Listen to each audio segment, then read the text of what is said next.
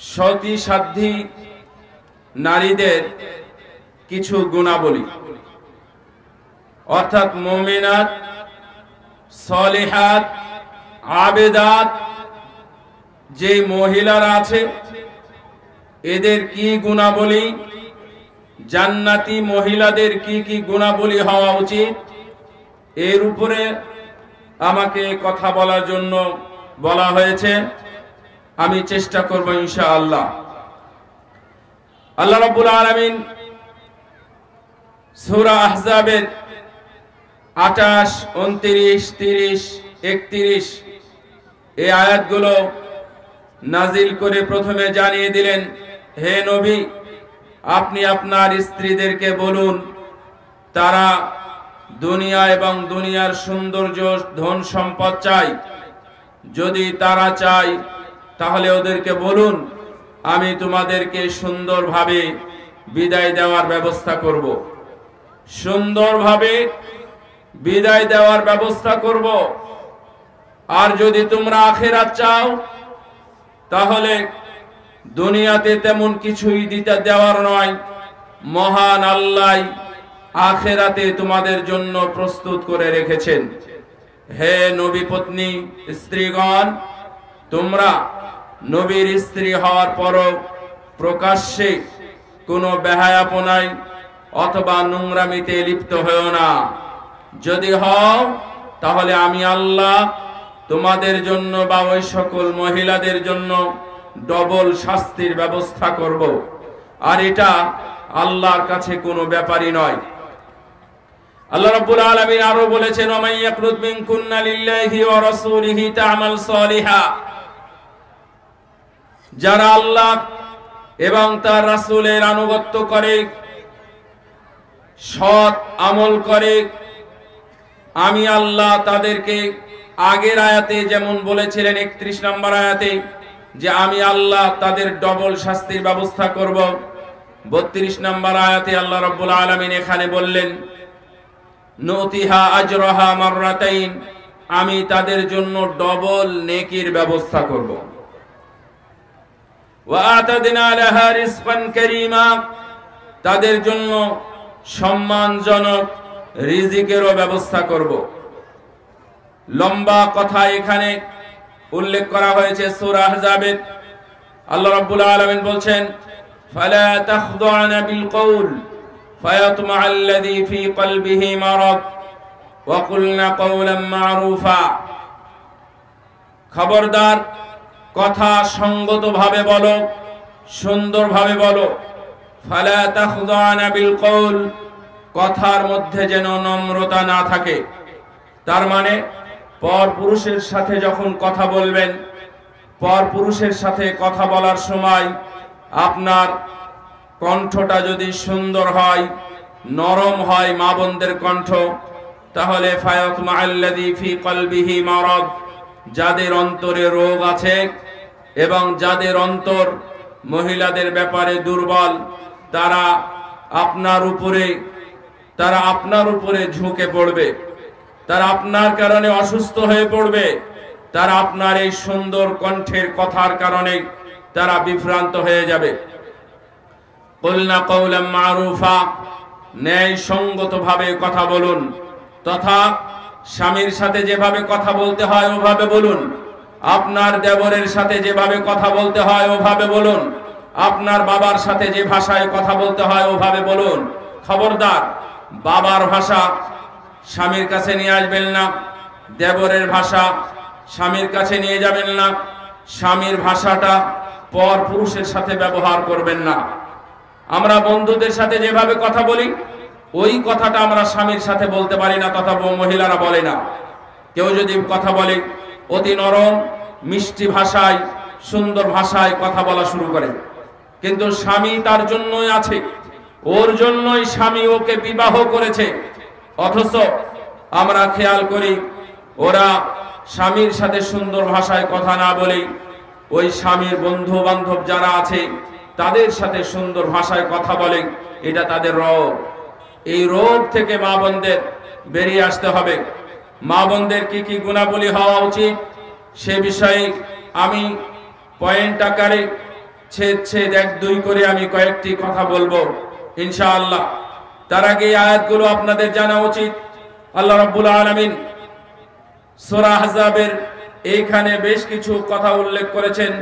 তার অন্যতম হলো ইন্নাল মুসলিমিনা ওয়াল মুসলিমাত ওয়াল মুসলিমিনা ওয়াল মুসলিমাত ওয়াল মুমিনিনা ওয়াল মুমিনাত ওয়াল কানিতিনা ওয়াল কানিতাতি ওয়াস সাদিকিনা ওয়াস সাদিকাতি ওয়াস সাবিরিনা ওয়াস সাবিরাত ওয়াল খাশিঈনা ওয়াল খাশিআত ওয়াল মুতাসাদ্দিকিনা ওয়াল মুতাসাদ্দিকাতি ওয়াস সাইমিনা ওয়াস সাইমাত والحافظين فروجهم والحافظات والذاكرين الله كثيرا والذاكرات أعد الله لهم مغفرة وأجرا عظيما। অতি চমৎকার একটি আয়াত আল্লাহ রাব্বুল আলামিন এখানে উল্লেখ করেছেন। সূরা আহজাবের 25 নম্বর আয়াত 35 নম্বর আয়াত, নিশ্চয় মুসলিম পুরুষ এবং নারী, মুমিন পুরুষ এবং নারী, যারা আনুগত্যশীল পুরুষ এবং নারী, সত্যবাদী পুরুষ এবং নারী, ধৈর্যশীল পুরুষ এবং নারী, আল্লাহ ভীতি অথবা আল্লাহকে ভয় করে এমন পুরুষ এবং নারী, যারা সত্যায়ন করে পুরুষ এবং নারী, যারা সিয়াম পালন করে পুরুষ এবং নারী, যারা তাদের লজ্জাস্থানের হেফাজত করে পুরুষ এবং নারী, এবং যারা সর্বদা আল্লাহকে স্মরণ করে, জিকির করে, অনেক বেশি জিকির করে পুরুষ এবং নারীদের মধ্য থেকেই আল্লাহ রাব্বুল আলামিন তাদের ব্যাপারে বলেছেন আ'আদ্দাল্লাহু লাহুম মাগফিরাতান ওয়া আজরান আযীমা। আল্লাহ রাব্বুল আলামিন তাদের জন্য মাগফিরাত, ক্ষমা, অফুরন্ত ক্ষমা প্রস্তুত করে রেখেছেন, ওয়া আজরান আযীমা, এবং অনেক নেকি তাদের জন্য বরাদ্দ রেখেছেন। সম্মানিত উপস্থিতি, মা বোনদের সম্পর্কে, মা বোনদের ভালো গুণ সম্পর্কে, মা বোনদের ভালো গুণ যেমন আমরা আমাদের মা, খালা, নানি, দাদির মধ্য থেকে অনেকগুলো খুঁজে পাই, অনুরূপভাবে বর্তমানেও আমার বোন, আপনার বোন অথবা আপনার স্ত্রী, বর্তমানে আপনার মা, তাদের মধ্য থেকেও ভালোটা আছে। ভালো আছে, অবশ্যই আছে। এর মধ্যে হয়তোবা অনেকেই খারাপ, কিন্তু এর মধ্যে আছে অনেকেই ভালো, এটা ঠিক। যদি আপনি আপনার স্ত্রীকে, আপনি আপনার স্বামীকে, আপনি আপনার ছেলে অথবা মেয়ে, আপনার ফুল ফ্যামিলিকে, সবাইকে সহ যদি জান্নাতে যেতে চান, তাহলে একবারে গোড়ায় থেকে প্রস্তুতি নিতে হবে। হুট করে কোনো মেয়েকে বাড়ির মধ্যে ঢুকিয়ে অথবা বিয়ে শাদী করে নিয়ে এসে টাকা পয়সা, অনেকগুলো বুরকা কাপড় সহ কিনে নিয়ে চলে আসলেন, আর আপনি মনে করছেন তাকে প্যাকেট করে কাপড়ের মধ্যে ঢুকিয়ে দিব, পর্দা করাবো, তাহলে আপনার এই আশাই গুড়ে বালি হতে পারে, নষ্ট হতে পারে। একবারে গোড়ায় থেকে ঠিক করতে হয়, বিবাহ থেকে শুরু করতে হয়। আপনি আপনার মেয়েকে কোথায় বিবাহ দিচ্ছেন এটা খেয়াল করতে হয়। আপনি কোন বাড়ি থেকে আপনার ছেলের জন্য মেয়ে নিয়ে আসতেছেন এটা খেয়াল করতে হয়। তারপরে গঠন প্রক্রিয়ায় আগাতে হয়।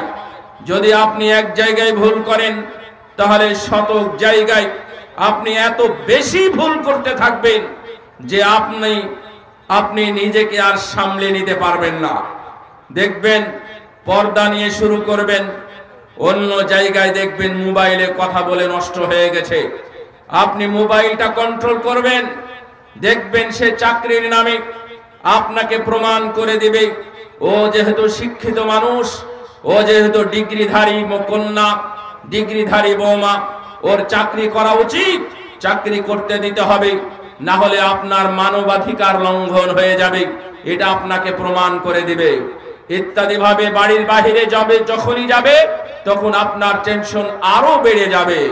কার সাথে কথা বলে, কার সাথে বসে, কার সাথে সময় কাটায়, সকাল 8টা থেকে নিয়ে বিকেল 5টা পর্যন্ত ছেলে এবং মেয়ে একই সাথে একই ঘরে বসে কম্পিউটার টিপে অথবা কার্যক্রম করে অথবা শিক্ষালয়ে সময় ব্যয় করে, এইগুলো আপনাকে টেনশনে মাথা খারাপ করে দিবে। তার মানে আপনার ওই টেন্ডেন্সি একবারে ফাউন্ডেশন থেকে শুরু করতে হবে। যে মেয়েকে নিয়ে আসবেন আপনার কথা অনুযায়ী যেন চলে। রাসূল সাল্লাল্লাহু আলাইহি ওয়াসাল্লাম বলেন, ইযা জাহাদাকুম মিম্মান তারদাউনা দীনাহু ওয়া খুলুকাহু ফাযাওয়িজু।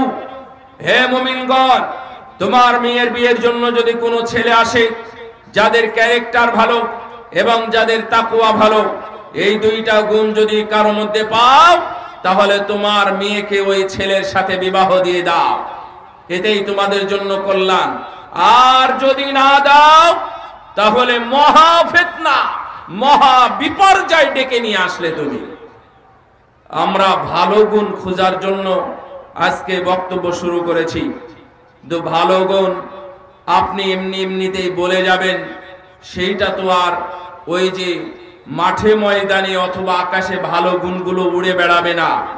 আপনার মেয়ের মধ্যে এগুলো পাওয়া মানে পেতে হবে, আপনার স্ত্রীর মধ্যে এগুলো পেতে হবে। যদি না পাই তাহলে আমাদের খবর আছে। একটা উসুল মনে রাখবেন, উসুলটা হলো কোন আমল যদি কবুল না হয় তাহলে তেমন কোনো সমস্যা নেই, তাই না? আরো বেশি আমল করব। আমার কথা, এই কথাটা একটু মনোযোগ দিয়ে শুনবেন। কোন আমল যদি আল্লাহর দরবারে কবুল না হয় তাহলে গুনাহ হবে, গুনাহ হবে। ভয়ঙ্কর কথা। যে কোন একটা আমলের কথা আপনি মনে মনে চিন্তা করেন, কবুল হলো না, তার মানে কবুল না হওয়ার কারণ হলো গুনাহ। যে কোনো আমল, তার মানে একটা মেয়ের মধ্যে যদি আপনি ভালো গুণ খুঁজে না পান, ওর মধ্যে খারাপ গুণ আছে, ওর মধ্যে খারাপ গুণ আছে। আপনি যে সালাত আদায় করে সালাতটা কবুল হলো না, তার মানে ওই সালাত আদায় করে যদি কবুল না হয় তাহলে আপনি সালাতই পড়েননি, আপনার গুনাহ হবে। আপনি সিয়াম পালন করলেন, কবুল হলো না, যে কোনো কারণে কবুল হলো না, তাহলে ফরজ সিয়াম আল্লাহর দরবারে কবুল হলো না, এটা কি হবে? স্পষ্ট গুনাহ হবে। কোরআন তেলাওয়াত করলেন, আল্লাহর দরবারে কবুল হলো না, তাহলে কি হবে? গুনাহ হয়ে যাবে। হয়তোবা কাউকে শোনানোর জন্য পড়তেছিলেন, অথবা কোরআন আপনি ভুল পদ্ধতিতে পড়তেছিলেন। কোরআন ভুল পদ্ধতিতে পড়লে যদি সওয়াব না হয় তাহলে গুনাহ হবে। একটা মেয়ের মধ্যে ভালো গুণ খুঁজেন, যদি ভালো গুণ আপনি না পান তাহলে ওর মধ্যে খারাপ গুণ আছে। সালাত আদায় করে না, তার মানে খারাপ গুণ। পর্দা করে না, তার মানে বেহায়া, খারাপ গুণ। ও ভালো ভাষায় কথা বলে না, তার মানে খারাপ ভাষায় কথা বলে, খারাপ গুণ। তাহলে মেয়েদেরকে নেওয়ার সময় আপনাকে ঠিক করতে হবে তার রক্ত সহ, তার বংশ সহ, তার দিন ধর্ম সহ তাকে দেখতে হবে। আমাদের সমস্যা হলো কি জানে? রাসূল সাল্লাল্লাহু আলাইহি ওয়াসাল্লাম বললেন, যদি দুইটা গুণ পাও তোমরা তাহলে বিয়ে দিয়ে দাও। একটা হলো দ্বীন তাকওয়া, আর একটা হলো ক্যারেক্টার। আমরা অনেক সময় দ্বীন খুঁজি, নামাজ পড়ে কিনা, ক্যারেক্টার খুঁজি না, ও সিগারেট খায় কিনা, ক্যারেক্টার খুঁজি না, টাকনের নিচে কাপড় পরে কিনা, ক্যারেক্টার খুঁজি না, ওর লাইফটা 33 বছরের লাইফটা কিভাবে কাটিয়েছে আমরা দেখি না। আমরা শুধু দেখি তার চাকরিটা, তার বেতনটা, তার বাড়িটা, তার গাড়িটা, পদাধারী কোনো ব্যক্তির ছেলে কিনা, অথবা কোনো মর্যাদাধারী কোনো চাকরিজীবীর ছেলে কিনা। এইগুলোতে যদি পাস, আপনার মেয়েকে তার কাছে দিয়ে দেন, নষ্টামি শুরু হবে সেই দিন থেকে। এই জন্য আমরা ভালো গুণ খুঁজতে গেলে অনেক দূর চলে যাই। রাসূল সাল্লাল্লাহু আলাইহি ওয়াসাল্লাম বলছেন, ভালো গুণ তো আছে। আদ-দুনিয়া কুল্লুহা মাতা, পৃথিবীর সবই সম্পদ, ভোগ্য সম্পদ।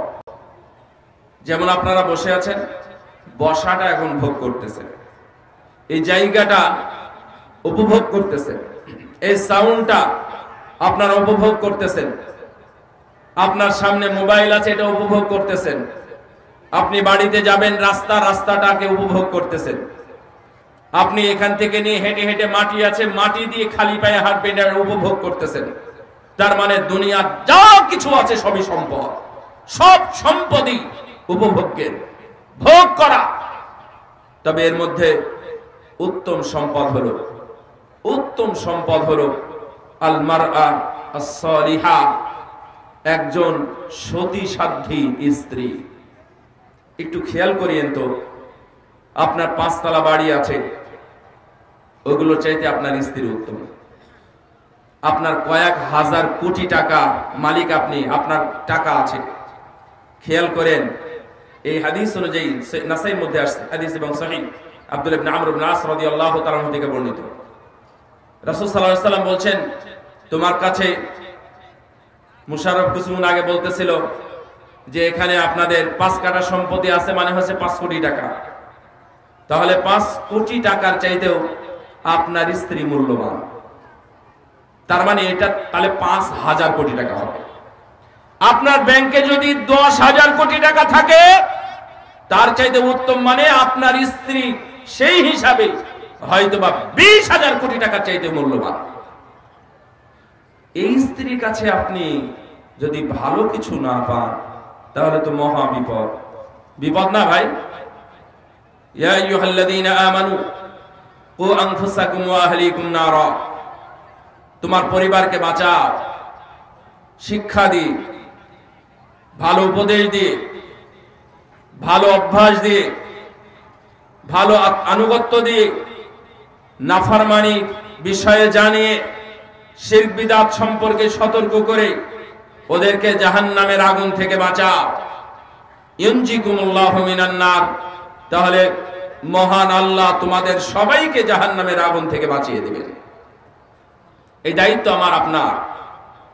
চলেন আমরা কিছুটা গুণ বের করি, যে গুণগুলো আমাদের সবারই, সব মহিলাদের মধ্যে, বিশেষ করে আমরা যারা এখানে উপস্থিত হয়েছি, একত্রিত হয়েছি, আমার স্ত্রী, আমাদের মা বোন, এগুলোর থাকা উচিত। একটা জিনিস এখানে ভাগ করে নিই, আপনি কোন কোন মহিলাদের উপরে দায়িত্বশীল। 1 নাম্বার, আপনার স্ত্রীর পুরো হলো আপনি 100% দায়িত্বশীল, পুরো 100%। তার মানে স্ত্রীর উপরে অন্য কারো হাত নেই। যেই দিন বিয়ে করেছেন সেই দিন থেকে নিয়ে আপনার অথবা তার মৃত্যু পর্যন্ত 100% দায়িত্বশীল হচ্ছেন আপনার স্ত্রী।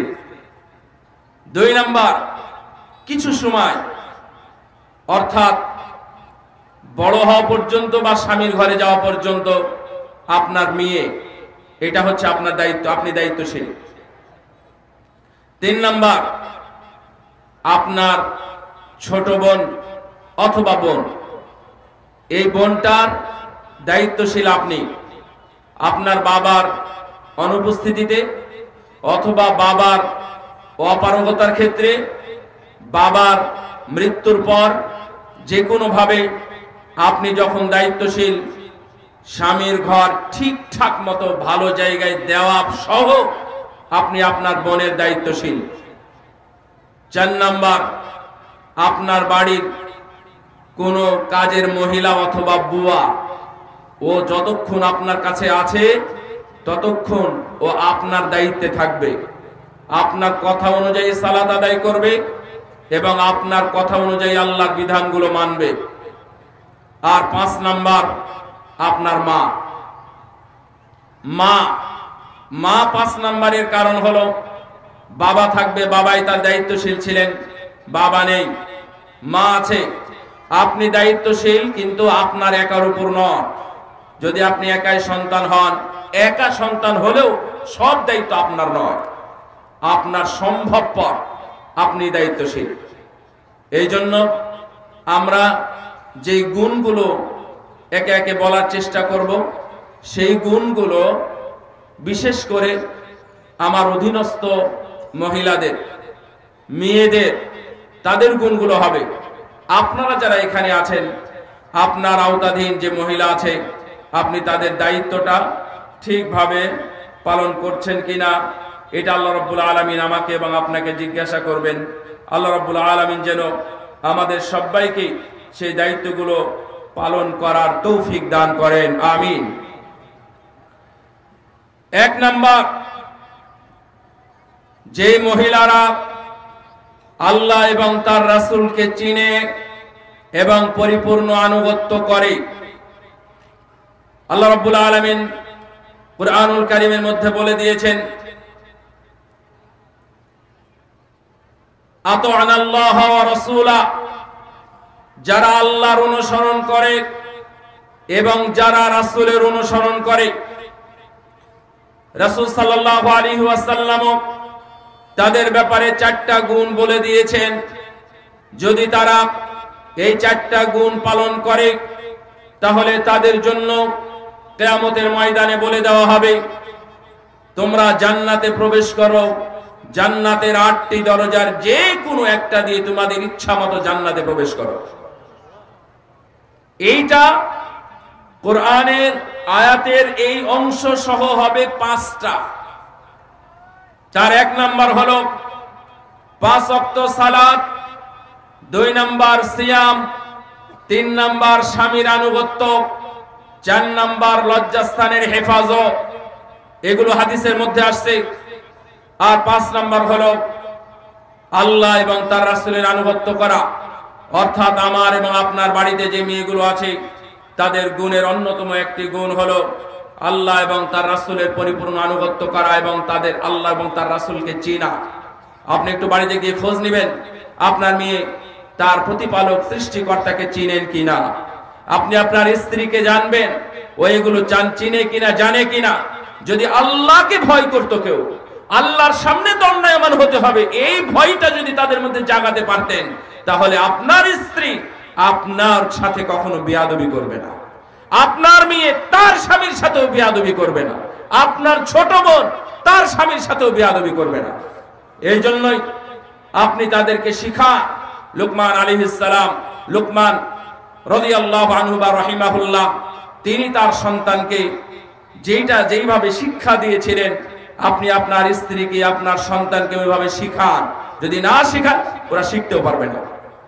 আমি গতকালকে এক জায়গাতে বলেছি যে একটা অডিও বার্তায়, যে দেখবেন আপনার মা বোনেরাও সালাত আদায় করতে পারে না, আপনার মা বোনেরা ভালো করে ওযু করতে পারে না, ওযু শিখানোই হয়নি কোনোদিন প্র্যাকটিক্যাল। তাহলে ওরা কেমনে আল্লাহকে ভয় করবে? ওরা আল্লাহকে কেমনে চিনবে? আল্লাহকেই তো চিনে না।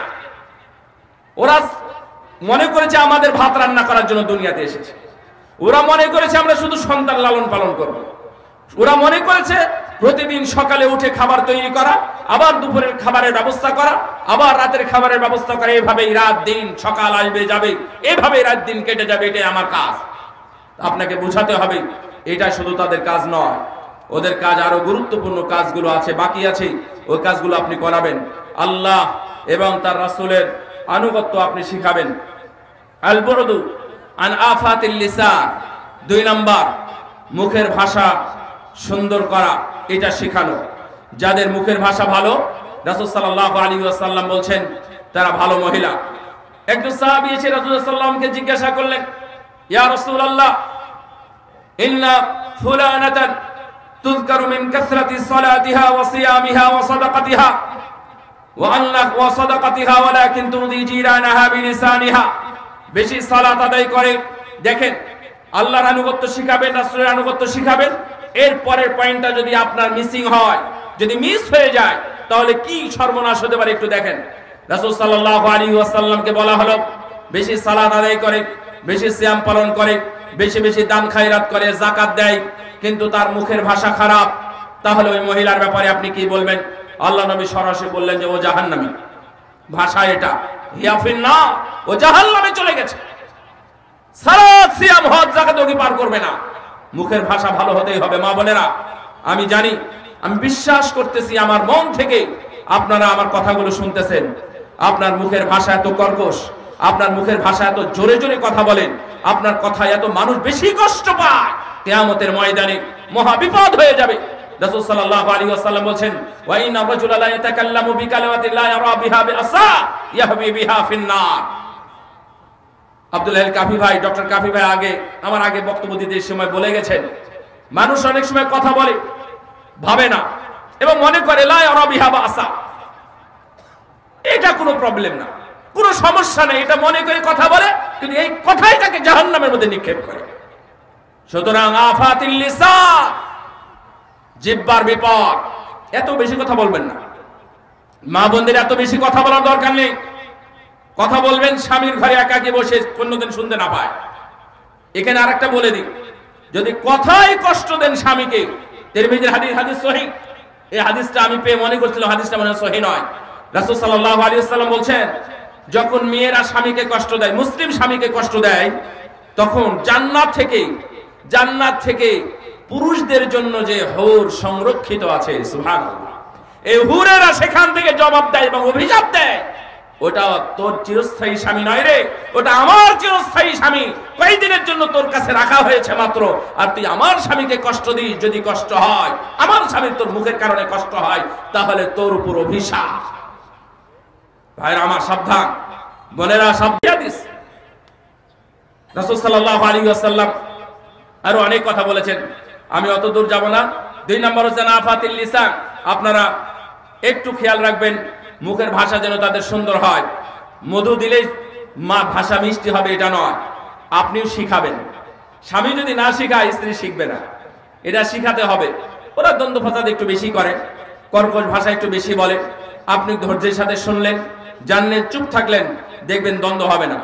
আরেকটা এখানে ফজিলতের কথা বলি, হাদিস রাসূল সাল্লাল্লাহু আলাইহি ওয়াসাল্লাম বলেন যে আমি ওই লোকের জন্য, ওই উম্মতের জন্য আমি জান্নাতে বাড়ির জামিন হয়ে গেলাম, যে দ্বন্দ্বের সময় দ্বন্দ্ব এড়ানোর জন্য শুধু চুপ থাকে, আমি তার জন্য জান্নাতের জামিন হয়ে গেলাম। সুবহানাল্লাহ।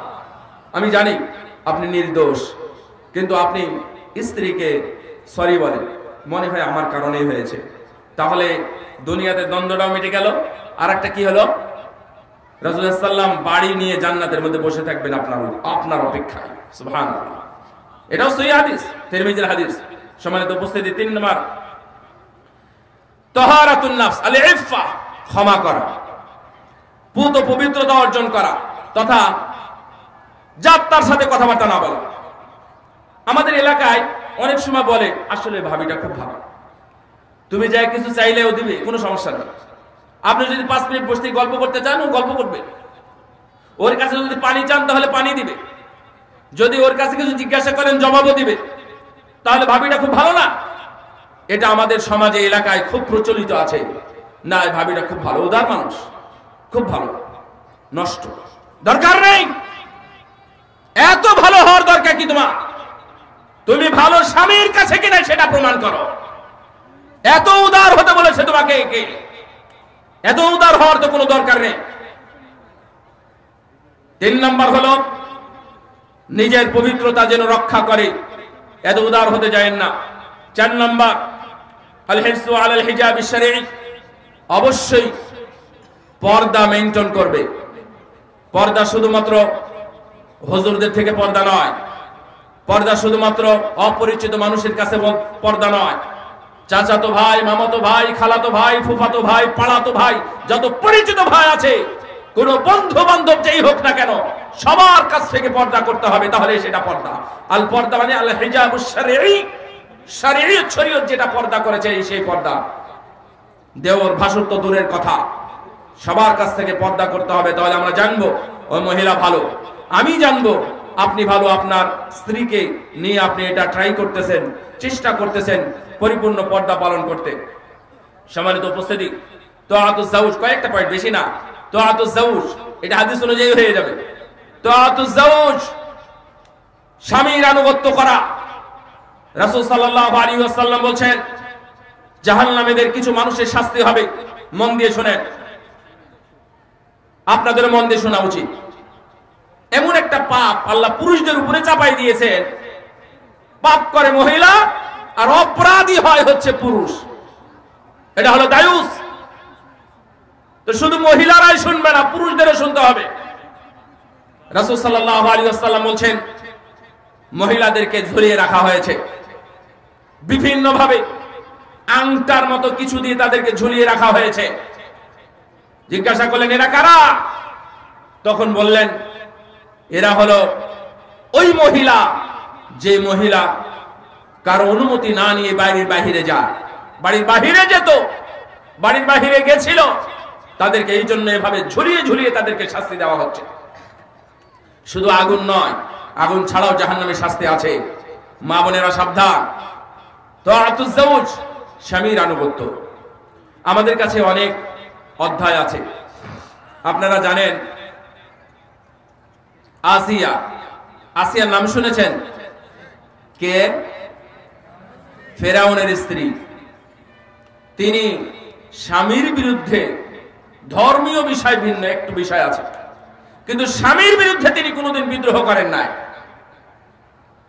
স্বামীর বিরুদ্ধে না, দিনের ব্যাপারে বিদ্রোহ করেছে। স্বামী স্ত্রী তারা ঠিক ছিল।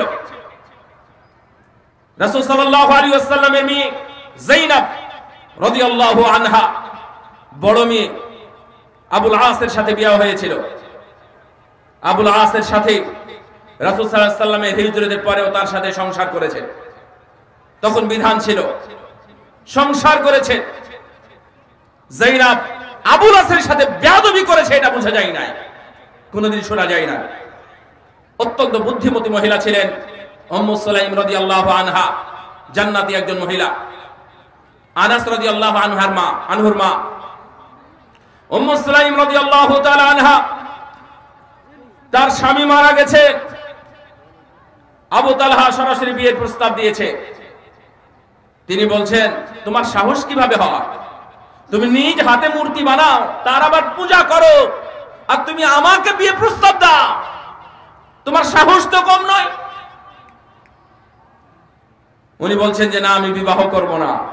আমার সন্তান বড় হবে, সন্তান বুঝবে জানবে, ও যদি আমাকে বিয়ে দেয় তাহলে আমি বিবাহ করব। আপনারা মনে হয় জানেন একমাত্র মহিলা দুনিয়াতে রাসূল সাল্লাল্লাহু আলাইহি ওয়াসাল্লাম যাকে স্বয়ং প্রস্তাব দিয়েছিলেন বিয়ের জন্য, কিন্তু তিনি তার চাইতে আরো সুন্দর যুক্তি দেখিয়ে বলেছিলেন আপনি হলেন আমার চোখের তারা, চোখের মণি, আমি আপনাকে স্বামী হিসেবে দেখতে পারবো না। উনি এইভাবে ফিরিয়েছিলেন। এবং সন্তান মানুষ করার জন্য, আনাস রাদিয়াল্লাহু তাআলা আনহুকে মানুষ করার জন্য তিনি বিবাহ বন্ধনে আবদ্ধ হন না। যখন মানুষ হয়ে গেল, রাসূলের কাছে যখন চলে গেল, খাদেম হয়ে গেলেন রাসূল সাল্লাল্লাহু আলাইহি ওয়াসাল্লামের আনাস, তখন এই আবু তালহার সাথে বিবাহ করলেন। সম্মানিত উপস্থিতি, আমি বলছিলাম তাআতুজ যাওজ যে কোনো পর্যায়ে হোক না কেন হাসি মুখে কথা বলবেন। রাসূল সাল্লাল্লাহু আলাইহি ওয়াসাল্লাম বলেন ওই স্ত্রী সুন্দর, ওই স্ত্রী ভালো স্ত্রী যে সব সময় স্বামীকে ওয়েলকাম জানায় হাসি মুখে, যাই কিছু হোক না কেন। এই উম্মু সুলাইমের কাহিনী তো আপনাদের জানা উচিত।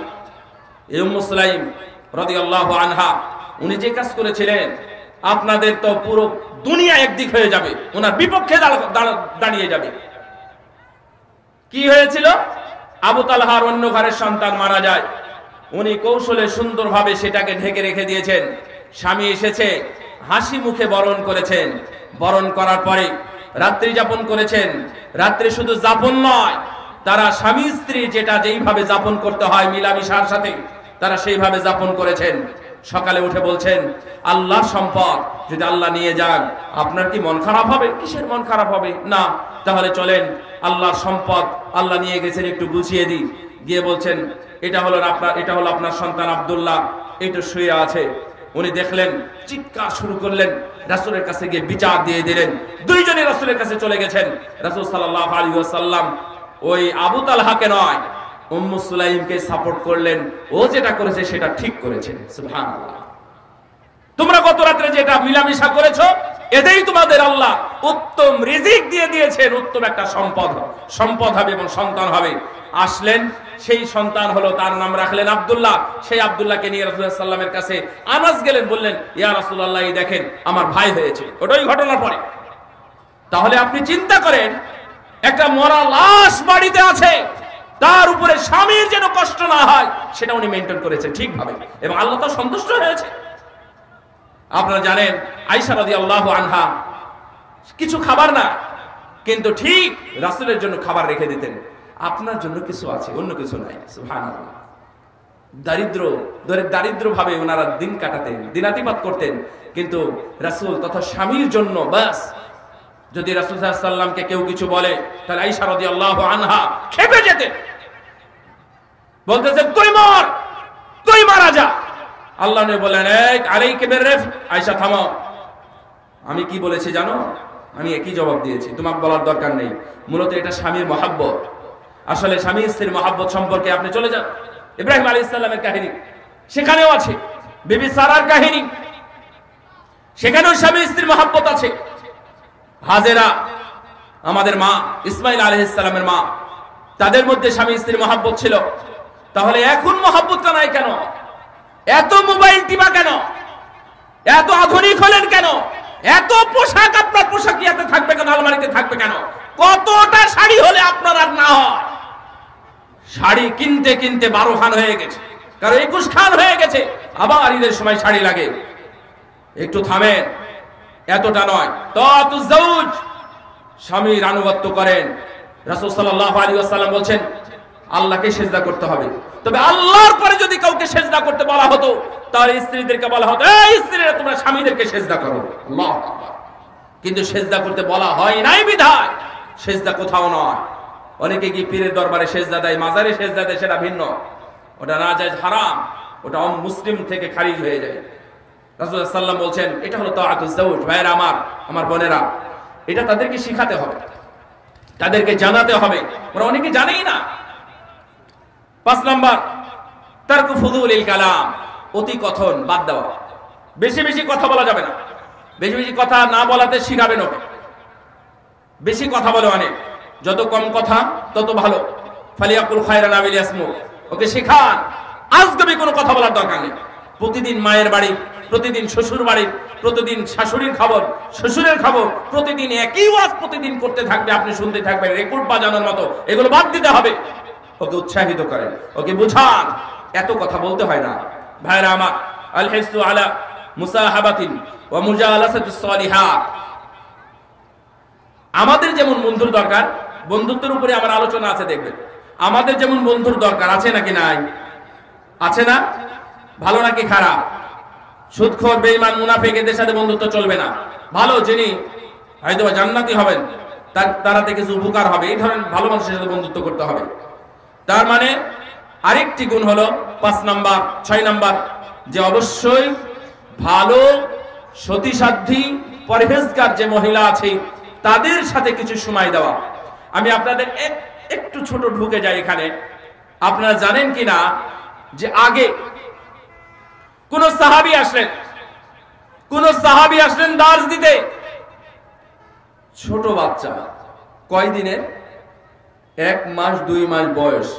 তারা এই 1 মাস 2 মাস বয়সের বাচ্চাকে সাহাবীর হাদিসের দার্সে, তাবিঈদের হাদিসের দার্সে, ইমাম মালিকের হাদিসের দার্সে নিয়ে যেতেন।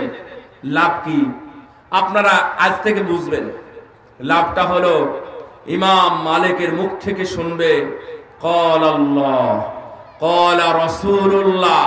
এই ক্বালা আল্লাহ ক্বালা রাসূলুল্লাহ যেটা ছিল, ওই জিনিস আমার ছোট্ট সন্তানের কানে ঢুকবে, এটাই থাকবে। এই জন্য ছোট তো ছোট, আরো অনেক ছোট বয়সে তারা মজলিসে হাজির করতেন। আপনার সন্তানকেও ভালো ভালো মজলিসে হাজির করুন, আপনার মেয়েদেরকে, আপনার স্ত্রীকে ভালো মজলিসে হাজির করুন। আপনার ভালো মানুষের সাথে তাদেরকে পরিচয় করিয়ে দিন। তারা একজনের দ্বারাতে আরেকজনকে জানবে, পরিচিত হবে। তারা বুঝবে তাদের জীবনটা কেমন, আমাদের জীবনটা কেমন, ওরা কিভাবে দিনাতিবাদ করতেছে, ওরা কিভাবে দিন পালন করতেছে, আর আমরা কিভাবে দিন পালন করতেছি। এইভাবে তাদের সাথে কিছু পরিচয় করান। ইনশাআল্লাহ দেখবেন আমার স্ত্রী, আপনার স্ত্রীও সুন্দর হবে, ভালো হবে, তারা পরহেজগার হবে এবং আল্লাহমুখী হবে। আস-সাবরু ইনদাশ শাদায়েদ, আস-সাবরু ইনদাশ শাদায়েদ, কঠিন অবস্থায় যারা ধৈর্য ধারণ করতে পারে। মহিলাদের এই গুণটা খুব রেয়ার, নাদের খুবই কম। ধৈর্যশীলা নারী পাওয়া খুবই মুশকিল।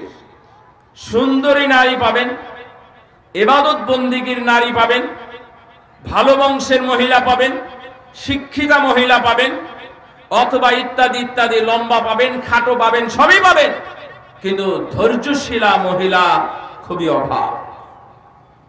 এই জন্যই ধৈর্যশীল হতে হয়। রাসূল সাল্লাল্লাহু আলাইহি ওয়াসাল্লাম হেঁটে যাচ্ছেন, একজনকে পাঠিয়ে বললেন, এই বলো তো, কাঁদতে নিষেধ করো। এই মহিলা বলে ফেলেছে, আমি কাঁদবো, আমি বন্ধ করব কান্দা। আমার কি হয়েছে উনি কি জানেন? আমার মারা গেছে, আমার কষ্ট হয়েছে, আমি কাঁদতেছি, উনি কি বুঝবেন? আল্লাহ নবী কিছুই বললেন না, চলে গেলেন। জানতে পারলেন এটা নবী মুহাম্মদ সাল্লাল্লাহু আলাইহি ওয়াসাল্লাম। ধৈর্য ধরার জন্য দ্রুত চলে গেছে রাসূলের কাছে, গিয়ে বলছে, আমি এখন ধৈর্য ধরলাম। আল্লাহ নবী বললেন, না, ইন্নামাস সাবরু ইনদা সাদমাতিল উলা। ধৈর্য হলো তখন যখন মুসিবত আসবে। লুকমান আলাইহিস সালাম, লুকমান রাহিমাহুল্লাহ, তিনি তার সন্তানকে বলেছিলেন, ওয়াসবির আলা মা আদা, ওয়াসবির আলা মা আদা। যখন বিপদ আসবে, কষ্ট আসবে, ঠিক তখনই ধৈর্য ধারণ করতে হবে। মরার পরে ৩-৫ দিন কান্নাকাটি করার পরে বলতেছে, এখন আর কি করা, ধৈর্য ধরা ছাড়া তো কোনো বুদ্ধি নেই, এই জন্য এখন আমি ধৈর্য ধরলাম। আল্লাহ নবী বলে দিলেন, না, টাইম আউট, ধৈর্যের সময় শেষ। এই জন্য ধৈর্যটা, ধৈর্যশীলা মহিলা, এটা পাওয়া খুবই কঠিন। এটা যদি পান তাহলে মাশাআল্লাহ হয়ে গেছে। আপনি ৭ কথা বললে দেখবেন জবাব দিচ্ছে না, তখন বুঝবেন এই হলো ধৈর্যশীল। পরীক্ষা করার জন্য কোনদিন বলতে পারেন, তাহলে ও ধৈর্যশীল। এটা খুবই গুরুত্বপূর্ণ। এবং শেষ যেটা, তা হলো হুসনু রিআয়াতিল আওলাদ। মাশাআল্লাহ, আহলান, হাইয়াকুমুল্লাহ। হুসনু রিআয়াতিল আওলাদ। যে মা তার সন্তানকে দুধ খাওয়ায়, মায়েরা দুধ খাওয়ানোর টাইম পায় না, চাকরি করতেই সময় পায় না, তাহলে দুধ খাওয়াবে কেমনে? ও তো চাকরি নিয়ে আছে, মাসে মাসে বেতন আসে, ৩ জন ৪ জন করে কাজের মহিলা রাখছে। কেউ কেউ নির্যাতন করে। আপনি সিসি ক্যামেরা 3টা পান, 100টার মধ্যে 97টা নির্যাতন হতেই আছে। কিন্তু এখন পর্যন্ত নির্যাতন হতেই আছে। আপনার সন্তানের উপরে নির্যাতন করে কাজের বুয়ারা, আর আপনি সন্তানকে ঘরে রেখে চাকরি করতে যান। সাবধান। আমরা এই জন্য চাকরি করতে নিষেধ করি না, শুধু এগুলো ধরিয়ে দিই। আপনি চাকরি করবেন, সন্তানগুলো অমানুষ হবে। আর একটু কষ্ট করবেন, দেখবেন সন্তানগুলো মানুষ হবে। সেই জীবনে একটু মন ভরে নিঃশ্বাস নিতে পারবেন। যাক, আলহামদুলিল্লাহ, আমার সন্তান হাফেজ হয়েছে, আমার সন্তান আলেম হয়েছে, আমার সন্তান।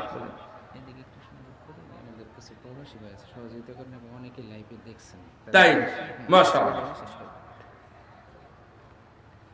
হুসনু রিআয়াতিল আওলাদ। মা বোনদের অন্যতম একটি গুণাবলী হলো সন্তানদের লালন পালন করে। শুনেন, যুগ যুগ ধরে নবী রাসূল সহ সাহাবী আজমাইন, তাবেঈন, ইজাম যারা ছিলেন, যে যত বড়ই বিদ্যার হোক না কেন, তারা সরাসরি তারা সহযোগিতা করেছে, কিন্তু সন্তান মানুষ করার ক্ষেত্রে দায়িত্বশীল, মূল দায়িত্বশীল কিন্তু মা। এই জন্য আপনারা তো সময় দেবেনই, কিন্তু তাদের হাতে কি আদর্শ নিয়ে বের হচ্ছে এটা বোঝা যাবে। সন্তান যখন স্কুলে যাবে, অন্য প্রতিষ্ঠানে যাবে, কেমন ব্যবহার করে এটা বোঝা যাবে। এই জন্য মায়েরা সন্তানকে লালন পালন করবেন, সুন্দর লালন পালন, যেন খারাপ লালন পালন না হয়। ভাইরা আমার, আগের মহোদয় শেখ ডক্টর রইসুদ্দিন, উনি আপনাদের সামনে কিছু কথা বলেছেন যে এই জিকে ফাউন্ডেশন একাডেমির উদ্যোগে আয়োজিত ইসলামী মহাসম্মেলনে তাদের যে খরচের বিষয়টা আছে, আমি এখন এই মুহূর্তে যারা প্রবাস থেকে অথবা অনলাইনে যে ভাইরা আছেন, আমি তাদের প্রতি অল্প একটু অনুরোধ করব যে আমাদের এই জিকে ফাউন্ডেশন একাডেমির উদ্যোগে আয়োজিত ইসলামী মহাসম্মেলনে আপনার সমর্থন এবং আপনার সহযোগিতা, আপনার শরীক থাকাটা উচিত। আমরা দোয়া করি আল্লাহ রাব্বুল আলামিন যেন আপনাদের মালে এবং সময়ে বারাকা দান করেন। যারা এখনো সহযোগিতা করেন নাই, আমি অনুরোধ করব উপস্থিত যারা তাদেরকে, এবং যারা অনুপস্থিত অনলাইনে দেখতেছেন, প্রবাসী যে ভাইগুলো আছেন, আমি তাদেরকে অনুরোধ করব আপনাদের এলাকার নারায়ণগঞ্জের রূপগঞ্জের এই সুন্দর একটি জায়গা, এটা কি বলে বাণিজ্য মেলা, পাশেই কালনির সাথে রাস্তার সাথেই ঐতিহাসিক সম্মেলনটি গড়ে উঠেছে। জায়গাটি এটা অক্ষুণ্ণ থাক এবং এটা পর্যায়ক্রমে চলতে থাক আপনাদের আন্তরিক সহযোগিতায়। আপনারা আন্তরিক সহযোগিতা করবেন বিভিন্নভাবে। আল্লাহ রাব্বুল আলামিন যেন আমাদেরকে সহযোগিতার তৌফিক দান করেন। আমিন। ওয়া আখিরু দাওয়ানা আলহামদুলিল্লাহি রাব্বিল আলামিন।